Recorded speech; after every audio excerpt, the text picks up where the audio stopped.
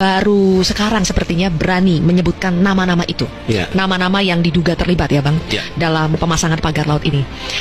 Kenapa Abang sampai bilang baru berani sekarang untuk menyebut nama-nama itu? Memangnya kondisi apa yang berbeda sekarang dibandingkan dulu Bang? Jadi sebelum dijadikan PSN, itu proyek strategis nasional, sebelum PIK 2 dijadikan proyek strategis nasional, itu situasinya buat kami ya itu mencekam. Mencekamnya gimana? Karena di daerah pesisir Tangerang itu sering berkeliaran preman-preman, ormas-ormas yang mengintimidasi masyarakat. Ada beberapa kasus misalnya sawah-sawah yang dianggap ini masuk plotting, itu ditancapkan pelang-pelang. Oleh? Ya, oleh kelompok-kelompok ormas-ormas ini.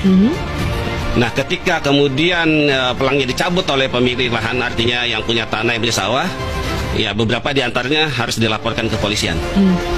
Kemudian ada teman-teman saya aktivis ya, termasuk juga LSM, ketika dia mengkritik katakanlah Agung Sedayu, itu biasanya segera dipanggil oleh polisian. Apalagi kalau menyebut-nyebut nama Aguan, itu pasti langsung bisa ditangkap.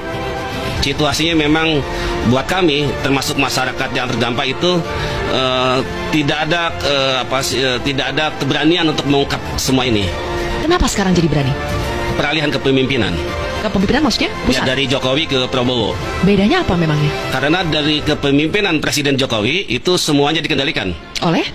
Iya, oleh oligarki.